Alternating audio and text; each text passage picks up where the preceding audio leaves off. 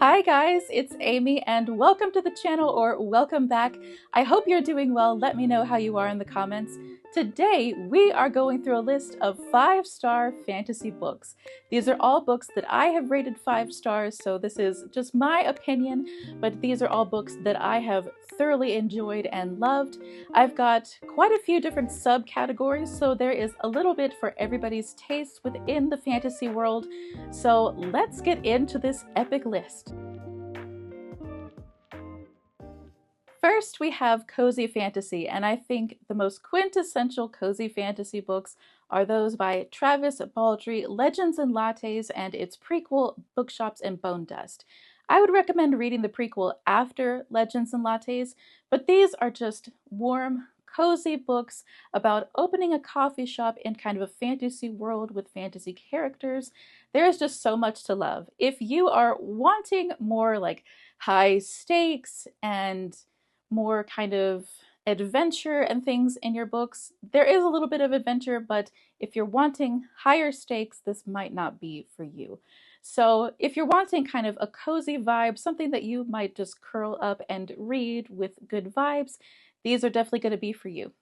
The next category is adult high fantasy series. I've got 2 in this category, and first up is one that I finished at the beginning of this year, and that is the Farseer trilogy by Robin Hobb. I cannot say enough about this series. It is epic, it is political intrigue, it is really interesting kind of mental magic. There is just so much going on. It's kind of set in this sort of medieval fantasy world, and we are following a young boy named Fitz who's growing up as kind of the illegitimate son of a prince, and how he's trying to navigate the world. And there's just so much that happens in these books. Fitz definitely goes through some really challenging things, but it is just so epic. Even though it is within 3 books, it feels like there is just so much that happens. It almost feels like a 5-book series, but not in where it just like drags. Like, I know some people say that especially the first book, it feels a little bit slow. Even in the 3rd book, Assassin's Quest, I feel like there were some slow moments, but honestly, the slow moments are always worth it, and there's just great payoff in these books. If you want political intrigue, really interesting relationships, backstabbing, villains that you love to hate, there's just so much good in these books. I would highly, highly recommend this series. And my other series in this category is the beloved series that I talk about all the time. You're probably sick of me talking about it if you've watched my other videos, but that is the Daevabad trilogy by S.A. Chakraborty, or Shannon Chakraborty. I love Chakraborty, and I will always be a lover of her books, and she is kind of an auto-buy author for me. But this is just such a unique fantasy series because it's not just another kind of European fantasy. It is a Middle Eastern inspired fantasy with jinn, and there is some really interesting political intrigue that I feel like definitely mimics real world things that are going on, especially in the Middle East, but it's definitely done in a fantasy world with fantasy characters. We have a strong female main character, Nari, who's thrown into this world of magic, and it is just filled with high stakes, and it's just really like cutthroat situations. The magic is super unique and interesting. There are kind of different types of magical beings, and the relationships in these books are very complex and nuanced. If those things catch your fancy, I would definitely recommend this. I feel like there are kind of mixed feelings about this series. The more that I've seen people give their opinions about it, I am always going to preach that this is a top tier 5-star fantasy series. So if you're wanting something a little bit different than the typical kind of European fantasy, and something Middle Eastern inspired sounds interesting to you, I would highly recommend this. Next up is adult fantasy series that are unfinished. So these are not completed fantasy series. And even though these are not completed, I feel like they could be treated as standalone books so far as the books have been put out.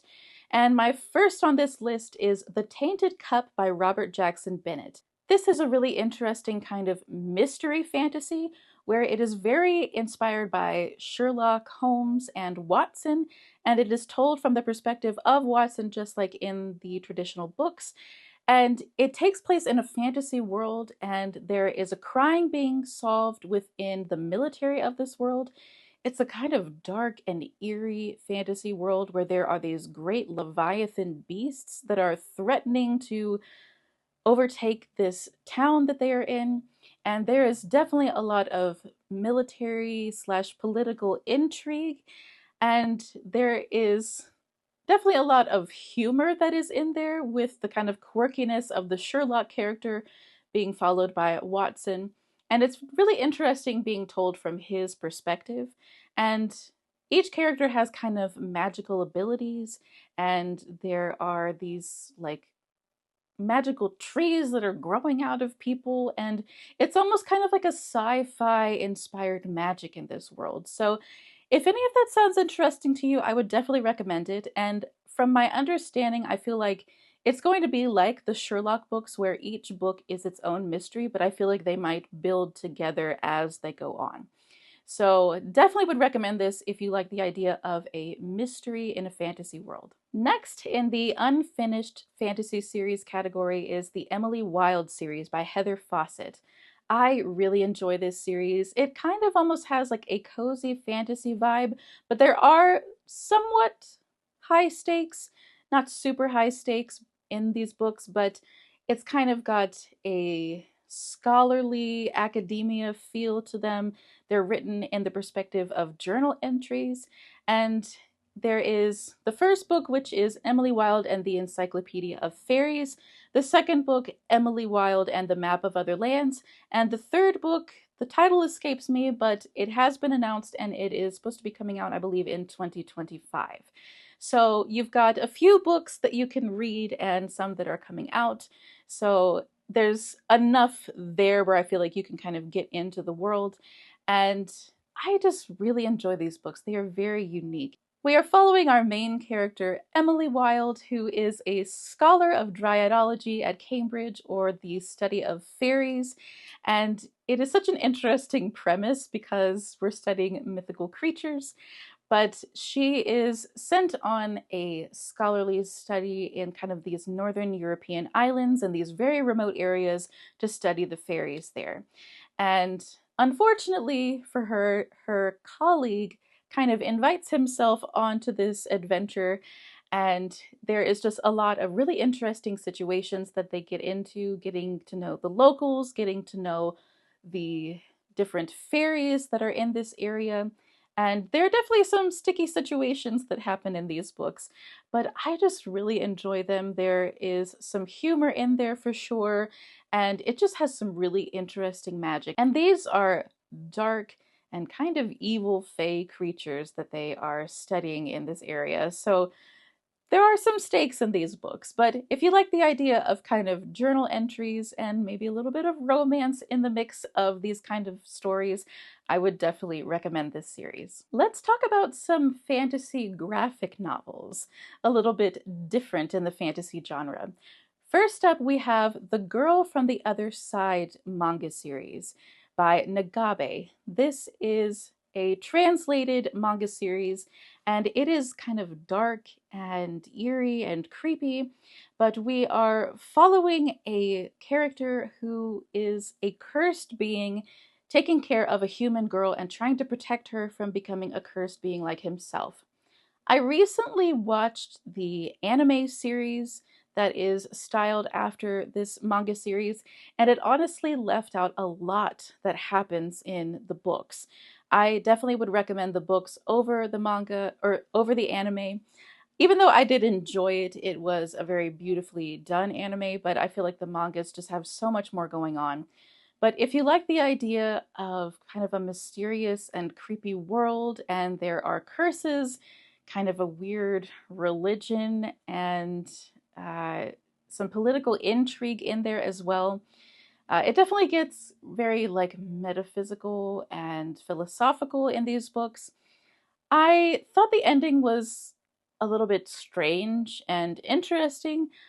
So I don't know if I would say what to expect at the ending, but for me, it was definitely unexpected. So just go into it with an open mind.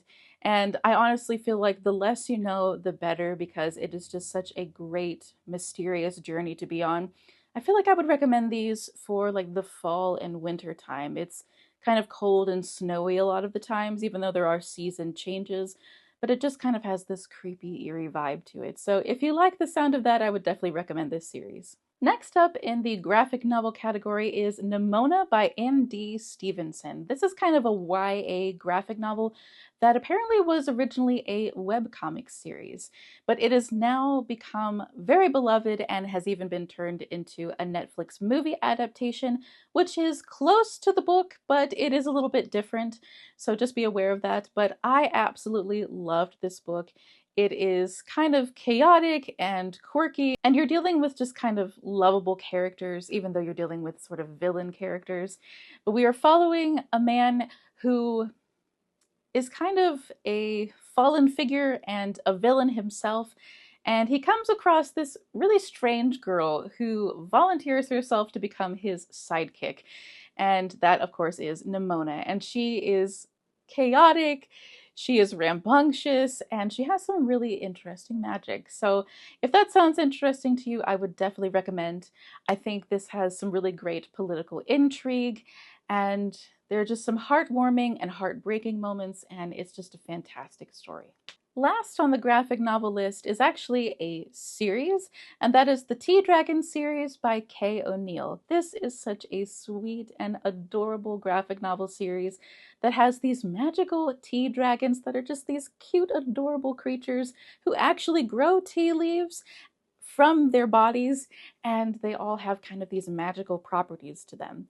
And in these books, there are characters whose stories we are following, and just kind of the journey of their lives, the heartbreaking moments, the heartwarming moments, and just how they grow and have these tea dragons incorporated into their lives and are wanting to carry on the tradition of raising tea dragons.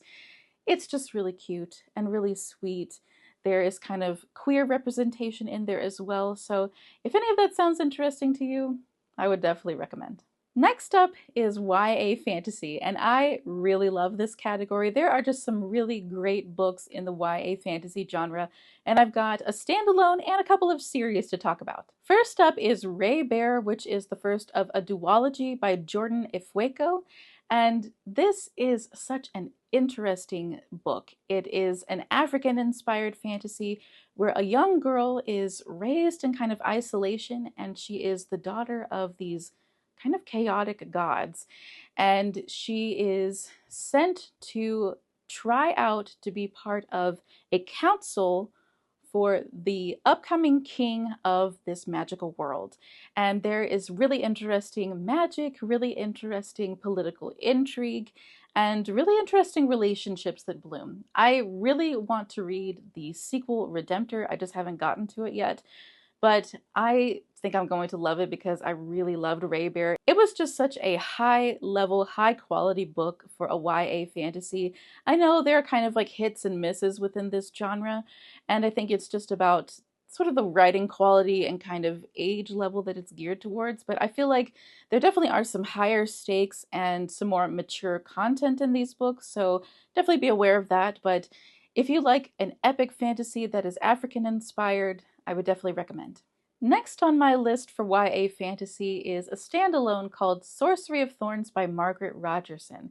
This is actually about magical books. It centers around magical libraries that hold all of these grimoires or magical books because magic is evil in this world, and they're trying to protect the world from all of the evil magic that are in these books.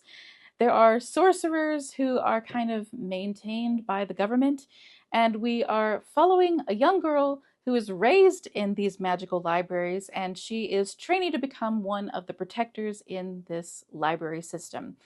But she is accidentally accused of a crime that she did not commit, and she ends up having to partner up with a sorcerer, and she has to go on this kind of crazy adventure to save the day.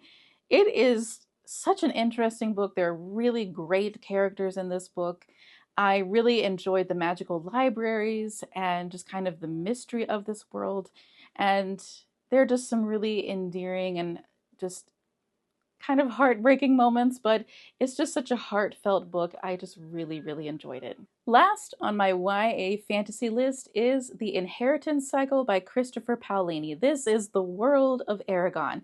And this is such a beloved series for a very good reason, because they are just these epic and fantastic books. This is a 4-book series. These are definitely bigger books, so you are definitely getting into an epic reading journey with these. There's also a short novella that you can read at the end of this series, but I just absolutely love this. I went through this with my husband, who has read the books several times, and this past year, like 2024, 2025, I read these for the first time and I absolutely enjoyed them. We are following the story of Aragon, who is a young boy kind of growing up as a farmer, the nephew of a farmer, and he is kind of isolated from the world of magic. But there's definitely magic in his world, and the world is being ruled by this kind of evil ruler, but the government has kind of painted the story a little bit differently. But Aragon is kind of thrown into the magic world when he comes across a dragon egg. And this is an epic story about Dragon and Ryder and their just wonderful partnership. It's about Aragon's like coming of age story and how he navigates growing up around this magic, learning his magical abilities, getting to know different magical beings like the dragons and elves and dwarves, and just so many interesting magical things that go on in these books. And there's definitely political intrigue, a lot to navigate, and there is war and battles and just so much epic adventure in these books. I can't say enough. So if you're wanting just kind of a classic fantasy that is written at, I think, a higher level of writing for YA, it is an epic series that I feel like any age can enjoy, from the YA to adult. And I just can't say enough about them. I highly, highly recommend The Inheritance Cycle. Now, a category that I feel like is underrated sometimes is middle grade fantasy. There are just some fantastic books in middle grade, especially in the fantasy genre, that I feel like people are overlooking. So let's talk about a few of my 5-star favorites. First on this middle grade list is a book that I would actually recommend reading by audiobook, and that is The Girl Who Drank the Moon by Kelly Barnhill. This is a Newbery Award winner, and for very good reason. This book has absolutely beautiful prose. It is kind of mysterious and even dark sometimes for a middle grade fantasy, but I feel like it can be beloved by all ages. And I think because of the not necessarily adult, but just a little bit heavier themes that are explored in this book. We are following a young girl who was kind of adopted by a witch and a couple of other magical creatures, and she's being raised and protected from the magic that she possesses. This is such an interesting magical world, and it's very whimsical, even though it is mysterious and kind of dark sometimes. There's really kind of interesting politics, which I feel like is kind of a higher level for middle grade. And I think because of that, it makes it accessible to all ages. And I just feel like there's just something really special about it. I remember reading it, and especially with the audiobook, the narrator does really great with different voices and characters. There's just so much depth in this book, and it just has really lovable characters in it. And even though there are kind of like heartbreaking moments, it's heartwarming at the same time, and you just go on such a magical journey. I don't want to give too much away about it because there are just really interesting mysteries that happen in this book. So if you want to be taken on a mysterious adventure into a magical world, I highly recommend this book. Next up on this list is a book that I read as a kid, and it's one that is accessible to all ages, which I feel like is the theme for these middle grade books that I've chosen, but that is The Phantom Tollbooth by Norton Juster. This is such an interesting book. It has really creative world building in it. It has really beautiful and quirky prose. And we're following a young boy named Milo who has a mysterious toll booth appear in his bedroom one day. And he rides through in his little push car and he's transported to this magical world. He is taken to magical places like the Island of Conclusion. He finds a ticking watchdog named Talk, and he even has to go on an adventure to rescue Rhyme and Reason. It's kind of making different literary elements and even mathematics and things come to life. It is just such an interesting book and world, and I almost want you to go into it as blindly as possible. I'm kind of just giving little hints and snippets, I guess. But in the story, Milo finds that life is anything but dull because he thinks that life is just absolutely boring. But he finds that there's a lot more to life than there seems. So, if you want to be taken on kind of a whimsical journey to a world that just brings these kind of inanimate things to life, I would definitely recommend. The last book on my middle grade list is a book that is just really heartwarming and endearing, but full of adventure, and that is Quintessence by Jess Redman. I feel like Jess Redman, she is a teacher, and I feel like because of that, she is able to write stories that really touch on important things like kids dealing with anxiety, like our female main character Alma in this book. I just really enjoy this book. It has kind of like the Goonies vibes to it. It's kids going on adventures and exploring magic. And I don't want to give too much away about it. There's just such a magical journey that these kids go on, but it's this girl navigating, like moving to a new town and dealing with anxiety, making new friends. It is modern, but it still has really great fantasy kind of tropes in it, but I feel like it's really original in the way that it approaches difficult topics. But it's heartwarming and endearing, and I feel like, again, all ages can enjoy this book. As I've said, all of these middle grade books are kind of in that realm. And as a 33-year-old woman, I really enjoyed this book, but I feel like it would be great for anyone dealing with anxiety, which I have dealt with myself. And it just makes you feel like you're not alone in your struggles. And it just gives you a really great perspective on being different, on dealing with kind of interpersonal struggles, and about making friends and being able to relate to people around you. So there's really great themes and messages in this book, which I feel like that's what we want from our fantasy books, is we want things that it transports us to another world, but it also is relatable to our own lives. And I feel like this book does a really great job of that. So, highly recommend Quintessence. My next category is a little bit different, and that is literary fiction with fantasy elements. So, sort of magical realism, but it can even go further into having a fantasy world. So, if you're wanting more of a literary fiction spin, or you're new to fantasy and you're coming from literary fiction, I would definitely recommend these books. A Short Walk Through a Wide World by Douglas Westerbeek. This is a newer release that came out this year. I read the arc of it and I absolutely loved it. This is kind of a historical literary fiction with some fantasy in it, and I almost want you to go into it blindly, but this is kind of a magical fantasy trip several times around the world. We're following a woman who has a strange disease where she can't stay in the same place for too long.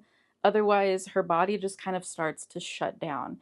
And so it kind of starts up when she's a young girl, and her family tries to follow her throughout the world, but at a certain point, she ends up going on her own. And it's just about the really interesting magical adventures that she goes on and the hardships that she goes through. And you're just experiencing all these different parts of the world and even get to be immersed in kind of an interesting fantasy realm in this book as well. I was just really surprised by this book. I really didn't know quite what I was getting into. I got the arc several months before I read it, so I kind of forgot what the premise was. And I honestly was glad that I did that because I was able to go into it a little bit blind. And it was just such an amazing journey. And you are getting to experience kind of a lonely life with our main character, but she's able to make these really special connections with people as well. So, if kind of a traveling several times around the world and being able to experience some magic and interesting relationships sounds interesting to you, I would definitely recommend this book. My next book on this literary fiction with fantasy list is The Night Circus by Erin Morgenstern. This is a beautiful YA fantasy book that, again, would span all ages of readers. And this just has such a beautiful world and wonderful characters, beautiful prose, really interesting magic. And again, I almost feel like I've said this too many times, but it's one that I feel like you should go into a little bit blind, but it is kind of centered around a magical competition, and it's kind of two characters pinned against each other in this magical competition that is based in this circus. And the circus is this magical and whimsical place. And I've heard some people comment that this book would be so great as like a Tim Burton movie adaptation. I feel like he would do so well with it in kind of recreating all these magical acts of the circus. They're just so beautiful and wild, and Erin Morgenstern's imagination is just so incredible. These kind of word pictures that she paints. There is definitely more like atmosphere than like a super heavy plot driven story in this book. So just be aware of that. I feel like this is definitely a book that can be kind of polarizing as far as people's opinions of it. There are those that really love it and those that are just like, I don't like this. It just doesn't really have like a driving plot. And even though there definitely is a plot, it's a twisty plot for sure. It definitely is very atmospheric. So if you like the idea of really whimsical and strange vibes and the idea of this kind of circus at like the turn of the 19th century, I would definitely recommend this. It is definitely a unique experience. And if you like the idea of kind of romance and a strange adventure in a circus arena, I would definitely recommend. Next is The Unmaking of June Farrow by Adrienne Young. And I absolutely love Adrienne Young's writing. I actually have another YA series on this list that I'm going to get to that is hers. And there's just something about her writing. She just has this kind of grit to her writing, and her characters are just very well grounded. But in this book, we are following the character June Farrow, who is in a family where the women have this really mysterious disease that is sort of dementia like. And she ends up having to go on this really strange adventure to kind of uncover the mysteries of her family. And there's even some time travel in this book. So I don't want to give too much away about it, but there's definitely some romance in here and there's some kind of higher stakes. There's some violence in here for sure. But there's just something really special about this book because you're going on this really kind of twisty journey and it's all about the relationships that are in this book. So if you like the idea of exploring kind of the mysterious side of a family and the relationships that are brought on by this strange magical element to this family, I would definitely recommend. The last on this literary fiction with fantasy list is The House in the Cerulean Sea by T.J. Klune. I love this book. It is so sweet. It is so beautiful. I'm looking at my Goodreads review and I just kind of wanted to read through some of my thoughts. I said that I've never quite read a book like this, and I was so pleasantly surprised by this magical, quirky, and heartwarming book.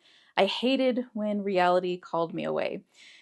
I just can't say enough about this book. It just had some really wonderful characters in it, and we are following a main character who is in this world where there are magical beings, and he happens to work for the government as kind of a social worker. The government kind of oversees the magical beings in this world. And he is a social worker for children with magical abilities and magical beings. And he's sent to this orphanage to kind of suss out the situation. And he is thrown into a situation that's really interesting. And we just have a really great caretaker, and the children are just so wonderful and sweet. And it's just a book about acceptance and believing that everyone is worthy of love. And it's just really sweet. There's a queer romance in here. You just love the characters. There is some like kind of religious controversy in this book, so just be aware of that.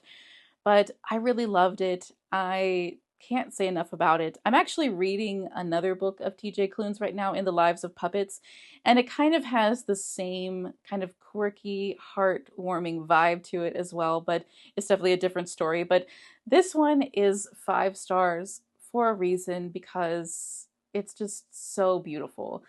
I Again, like I said, I hated when I had to put the book down. I just wanted to keep reading it, and I can't recommend it enough.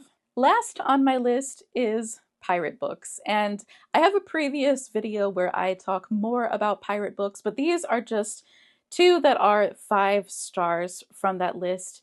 And I have other recommendations and a whole TBR of pirate books, so you can go and check out that previous video.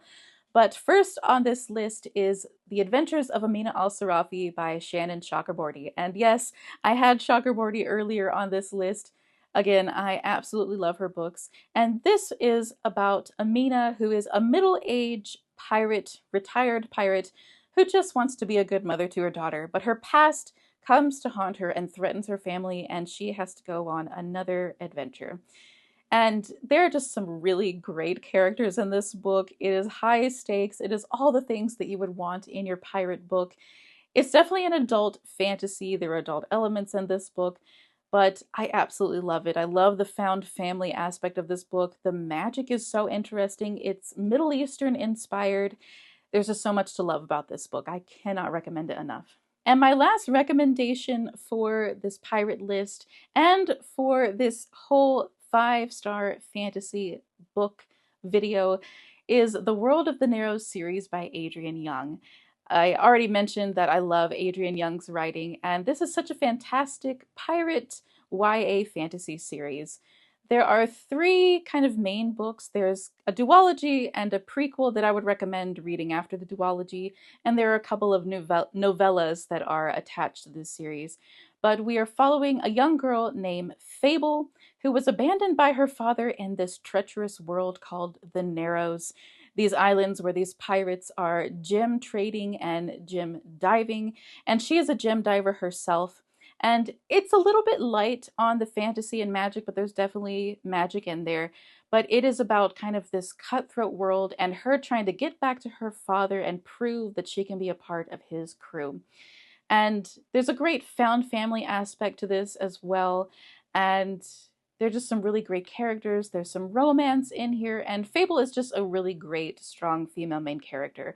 So if you're wanting a YA pirate fantasy series, I would definitely recommend. So guys, we made it through the list. Thank you so much for sticking through to the end. I hope that you got some great recommendations. These, again, are all 5-star books. So these are all ones that I, again, highly recommend. I think I said that 100 times during this video, but I want to give you the best of the best in this list. So let me know if you've read any of these, which ones kind of struck your fancy and you're interested in reading. I want to chat with you in the comments. So definitely meet me down there in the comments, and I hope you enjoyed this list, and I'll see you soon. Bye!